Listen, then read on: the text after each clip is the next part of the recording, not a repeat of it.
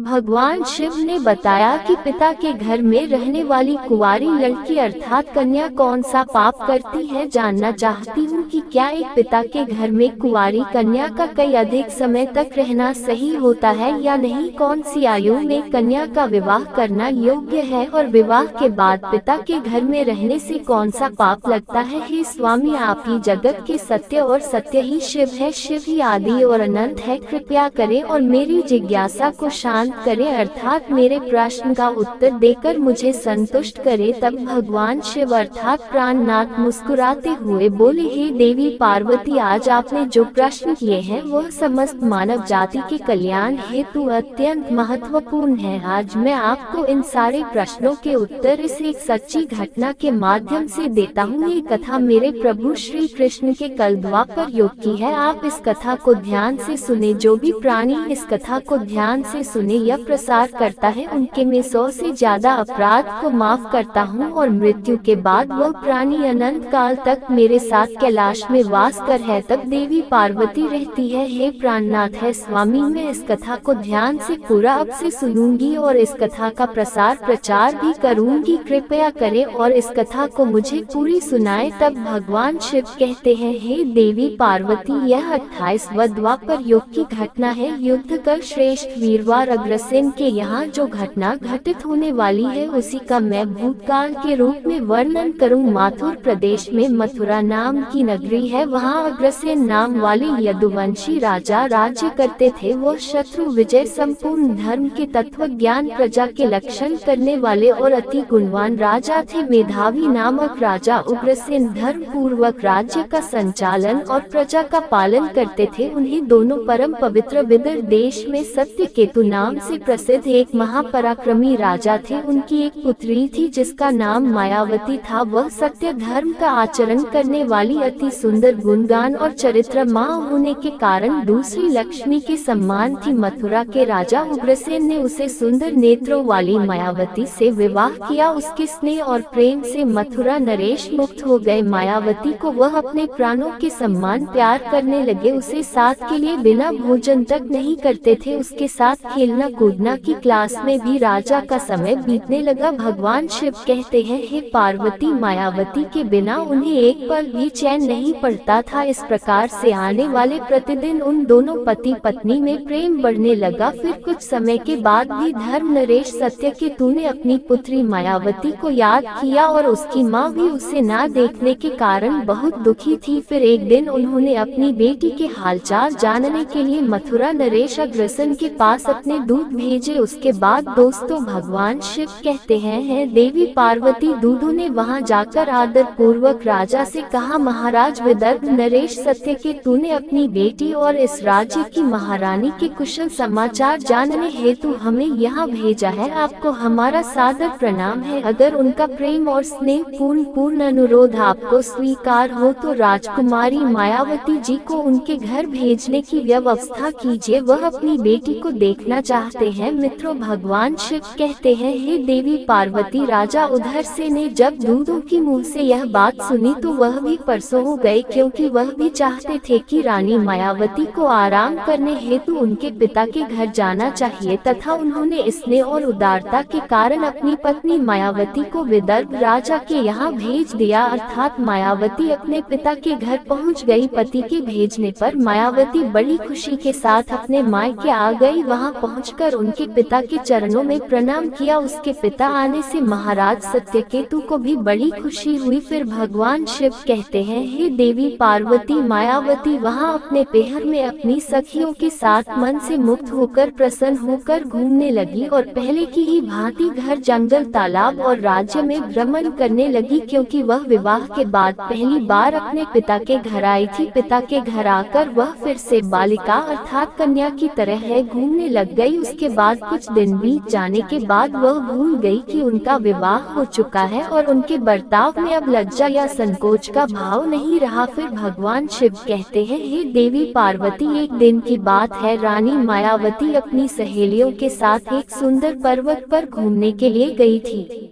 वहाँ एक रमणीय वन दिखाई दिया जो खेलों के उद्यान से या खेलों के बगीचों से शोभा पा रहा था। उसे पर भी फूलों की बहार थी। तब उसे राजकुमारी ने देखा कि एक और ऐसा रमणीय पर्वत, दूसरी और सुंदर वन और बीच में स्वच्छ जल से भरा हुआ सर्वतोभद्र नमक तालाब है। एक छोटी बालिका की तरह वह उसकी सभी सखियों के साथ खेलने लगी। वे सभी सखियां इस संसार को भूलकर खेलकूद में मन से मग्न होकर पूरी तरह से डूब गई। फिर वह तालाब में उतर गई और हंसती गाती हुई जल के साथ खेलने लगी। मित्रों, फिर भगवान शिव कहते हैं, हे देवी पार्वती, इस समय कुबेर का सेवक गोविंद नाम का एक दैत्य दिव्य विमान पर बैठकर आकाश मार्ग से कहीं जा रहा था। तब इस समय तालाब के ऊपर आने पर उसकी दृष्टि इस सुंदर विदर्भ की राजकुमारी मायावती पर पड़ी, जो निर्भय हो स्नान कर रही थी। गोविंदा के पास दिव्य शक्ति होने के कारण उसने निश्चित रूप से पहचान लिया कि यह विदर्भ नरेश की कन्या और महाराज अग्रसेन की प्यारी पत्नी है। तब वह मन ही मन कहने लगा, ये तो पतिव्रता होने के कारण आत्मबल से ही सुरक्षित है। किसी भी पुरुषों के लिए इसे प्राप्त करना अत्यंत कठिन है। अग्रसेन अत्यंत महामूर्ख है जो उसने ऐसी सुंदरी पत्नी को मायके भेज दिया है। ये पतिव्रता नारी पर या पुरुष के लिए दुर्लभ है और इसे इधर कामदेव मुझे अत्यंत पीड़ा दे रहा है। मैं किस प्रकार इसके निकट जाऊं और कैसे इसका उपभोग करूं? मित्रों, भगवान शिव कहते हैं, हे देवी पार्वती, उसकी सुंदरता पर मोहित दानव गहरी सोच में पड़ गया और फिर उसने अपने लिए एक उपाय निकाल लिया और गोविंद ने महाराज अग्रसेन का माया रूपी रूप धारण कर लिया और वही अन्न, वही उपान, वैसे ही वस्त्र, इस तरह का भेद और वही अवस्था पूर्ण स्वरूप से उग्रसेन सा होकर वह पर्वत के शिखर पर उतर गया और एक अशोक वृक्ष की छाया में शिला के ऊपर बैठकर उसने मधुर स्वर से संगीत सुरों को छेड़ दिया। वह गीत संपूर्ण विश्व को मोहित करने वाला था। लालने और उत्तम स्वर से युक्त से मधुर गीत को सखियों के मध्य में बैठी हुई सुंदरी मायावती ने भी सुन लिया। वह सोचने लगी, ऐसा मनमोहन कौन गायक है, ये गीत गा रहा है। राजकुमार के मन में उसे देखने की तीव्र इच्छा हो गई। उसने अपनी सखियों के साथ जाकर देखा, तब अशोक की छाया में सुंदर प्रत्याहार गा रहा है। वह महाराज अग्रसेन के जैसा दिखाई पड़ता है। फिर मित्रों, भगवान शिव कहते हैं, है देवी पार्वती, वास्तव में तो वह राजा के भेष में बीच दानव गोविंद ही था। मायावती विचार करने लगी कि मेरे स्वामी मथुरा नरेश अपने राज्य छोड़कर इतनी दूर कब और कैसे चले आए। वह इस प्रकार सोच रही थी कि उसे समय पापी ने स्वयं ही पुकारा है, पिया आओ आओ देवी, तुम्हारे बिना मैं नहीं जी सकता। सुंदरी, तुमसे अलग रहकर मेरे लिए इस प्रिया जीवन को व्यक्तित्व करना भी असंभव सा हो गया है। तुम्हारे स्नेह ने मुझे मोह लिया है। आज मैं तुम्हें छोड़कर कहीं भी नहीं रह सकता। अपने पति रूपधारी देते के ऐसा कहने पर मायावती थोड़ी सी लज्जित होकर उसके सामने गई। वह मायावती का हाथ पकड़कर उसे एकांत स्थान पर ले गया और वहां अपनी इच्छा के अनुसार उसका उपभोग किया। फिर मित्रों, भगवान शिव कहते हैं, है देवी पार्वती, महाराज अग्रसेन के गुप्त अंग में कुछ खास निशानी थी जो उसे पुरुष में नहीं दिखाई दी। इस मायावती के मन में उसके प्रति संदेह उत्पन्न हुआ। राजकुमारी ने अपने वस्त्र संभाल कर पहन लिए, किंतु उसके हृदय में इस घटना से बड़ा ही दुख हुआ। वह क्रोध में भरकर नीचे दानव गोविंद को बोली, वह नीचे जल्दी बता, तू कौन है? तेरा जाकर दानव जैसा है, तू पापाश्री और निर्दय है। ये कहते कहते आत्मज्ञानी के कारण उसकी आंखें भर आई। वह शराब देने को उद्धत होकर बोली, हे दुरात्मा, तूने मेरे पति के रूप में आकर मेरे साथ छल कपट किया और इस धर्म में शरीर को अपवित्र करके मेरे उत्तम पतिव्रता का नाश कर ली डाला है। अब यही तू मेरा भी प्रभाव देख ले, मैं तुझे अत्यंत कठोर श्राप दूंगी। उसके बाद सुनकर गोविंद ने कहा है, पतिव्रता नारी भगवान श्री विष्णु तथा उत्तम ब्राह्मण के भाई से तो समस्त रक्षा और दानव दूर भागते हैं। मैं तो दानव धर्म के अनुसार ही इस पृथ्वी पर विचार रहा हूँ। पहले मेरे दोस्त का विचार करो कि किसी अपराध पर तुम मुझे शराब देना चाहती हो। तब मायावती बोली है, पापी, मैं साध्वी और पतिव्रता हूँ। मेरे मन में केवल अपने पति की कामना रहती है। मैं सदा उन्हीं के लिए तपस्या किया करती हूँ। मैं अपने धर्म मार्ग पर स्थित, किंतु तूने माया चक्कर रचकर मेरे धर्म के साथ ही मुझे भी नष्ट कर दिया, इसलिए ही दुष्ट नीचे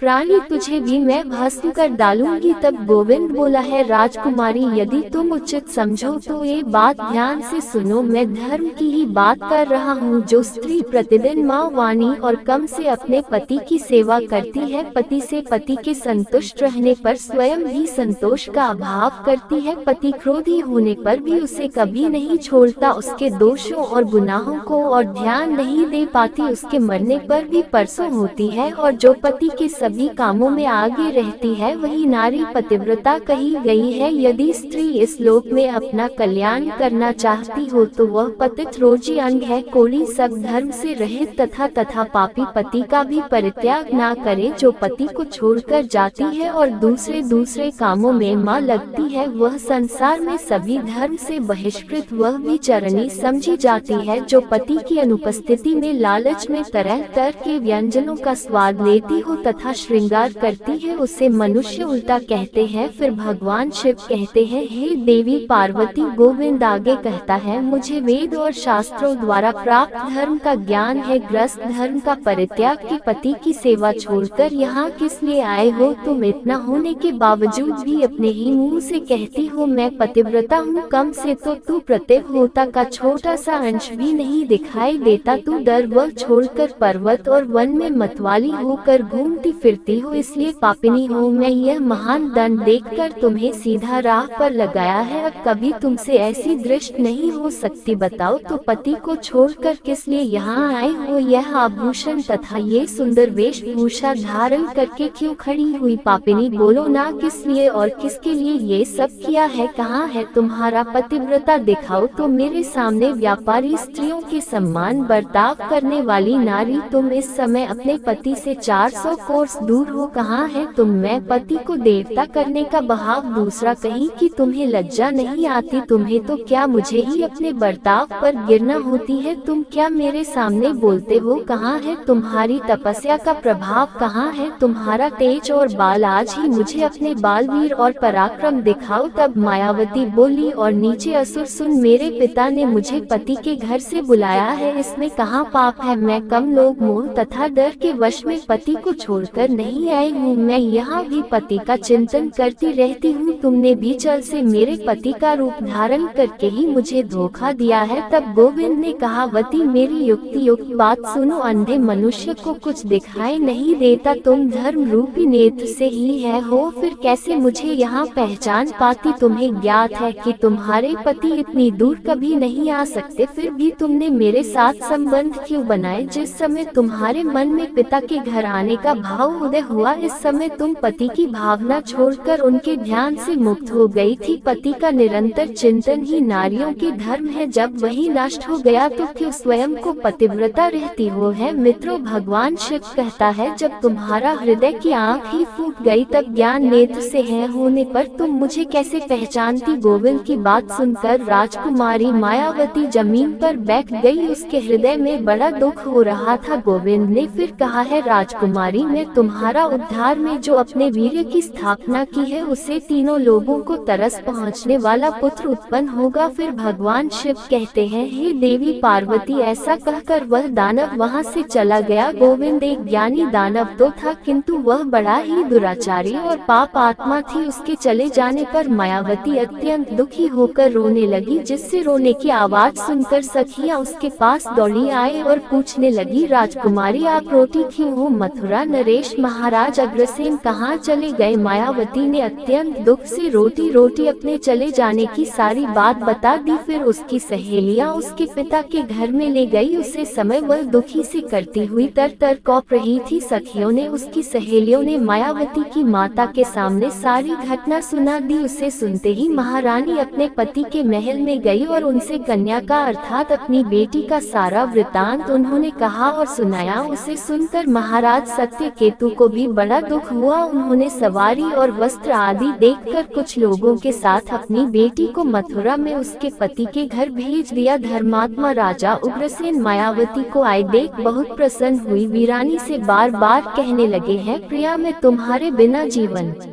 व्यतीत नहीं कर सकता था। अच्छा हुआ तुम जल्दी ही लौट आए हैं मायावती, तुम अपने गुणशाली, भक्ति, सत्य और पतिव्रत आदि गुना से मुझे अत्यंत प्रिय लगते हो। अपनी प्रिय पत्नी मायावती से ऐसा कहकर महाराज अग्रसेन उसके साथ विहार करने लगे। सब लोगों को वह डर पहुँचने वाला उसका भयंकर गर्भ दिन बढ़ने लगा, किंतु उसे गर्भ का कारण केवल मायावती ही जानती थी। अपने पेट में बढ़ते हुए उसे गर्भ के विषय में मायावती को दिन रात चिंता बनी रहती थी। 10 वर्ष तक वह गर्भ बढ़ता ही गया। तत्पश्चात उसका जन्म हुआ। मित्रों, फिर भगवान शिव कहते हैं, हे देवी पार्वती, वह वही अति तेजस्वी महाबली दुराचारी प्रजा को कष्ट देने वाला कंस था, जिसके डर से तीनों लोगों के निवासी तर उठाते थे। उसके बाद भगवान श्री कृष्ण के हाथ से मारा जाकर मोक्ष को प्राप्त हुआ। तब देवी पार्वती रहती है, स्वामी ऐसी घटनाएं बहुत से में संगठित होने वाली है, यह मैंने भी सुन रखा है। हे देवी, मैं आपसे जो कुछ कहा है वह समस्त पुराने का मत है। इस प्रकार पिता के घर में रहने वाली कन्या बिगड़ जाती है। माता पिता को घर में कन्या को रखने का मोहन नहीं करना चाहिए। भगवान शिव कहते हैं, हे देवी, अब मैं आपको एक कुमारी कन्या के विषय में कुछ महत्वपूर्ण बातें बताता हूँ, सभी ध्यान से सुनो। जब कोई भी कन्या जवान हो जाती है तो वह विवाह के योग्य बन जाती है तथा माता पिता को अपने योग्य अनुसार लड़का का चुनाव उसका विवाह कर देना चाहिए। उसे कभी भी लंबे समय तक घर में नहीं रखना चाहिए। पति के घर में ही उसका पालन पोषण होना उचित है। वहाँ रहकर वह भक्ति पूर्वक जो उत्तम गुण सीख पाती है और पति की सेवा करती है, उसे कल की कीर्ति बढ़ती है और पिता को भी सुख पूर्वक जीवन व्यतीत करता है। ससुराल में रहकर यदि वह पाप करती है तो उसका फल पति को भोगना पड़ता है। वहाँ सदाचार पूर्वक रहने से वह सदा पुत्र पुत्रों के साथ वर्दी को प्राप्त होती है। वह कन्या के उत्तम गुना से पिता की कीर्ति बढ़ती है और दोनों कालों के पितरगण को संतुष्टि होकर आशीर्वाद देते हैं। देवी, दामाद के साथ भी कन्या को अपने ही घर में रखना चाहिए। ऐसा करने से उसे पुरुष के मान सम्मान में समय के साथ साथ कमी हो जाती है और उसे भी पाप लगता है। जब बेटी का विवाह योग्य बन जाए तो फ्री लोग उसे पर बुरी नजर डालना शुरू करते हैं। ऐसे में कहीं भी वह कभी भी किसी पराया पुरुष के साथ संबंध बनाए रखने में सबसे पहले की विवाह करना होता है। एक जवान लड़की पिता के घर में रखना मतलब खजाने भारत चोरों के बीच में रखने की सम्मान होता है, अर्थात चोरों से अपने खजाने की कैसे रखवाली होती है, अर्थात उसे स्त्री का रहना और पिता का सम्मान उसे बेटी की इज्जत होती है, जिसे हमेशा संभाल कर रखना चाहिए। किसी भी स्त्री को कभी भी पति से दूर नहीं रहना चाहिए। ज्यादा समय तक मायके में रहना भी पाप के सम्मान है। एक पतिव्रता नारी का स्थान सदैव उनके पति का चरणों में होना चाहिए तथा पति के लिए पत्नी का स्थान हृदय में होना चाहिए। मित्रों, भगवान शिव कहते हैं, हे देवी पार्वती, अब मैं आपके सारे प्रश्नों के उत्तर बता दिए हैं। तब माता पार्वती रहती है, प्रभु, आज मैं भी धन्य हो गई हूँ, जो मेरे मन में चल रहे सारे प्रश्नों के उत्तर दूर हो गए। मैं इसी प्रकार आशा करती हूँ कि यह मेरे द्वारा बताई गई कथा कहानी दोस्तों वीडियो अच्छी लगी हो तो वीडियो को एक लाइक करके कमेंट में हर हर महादेव लिखना न भूले। धन्यवाद।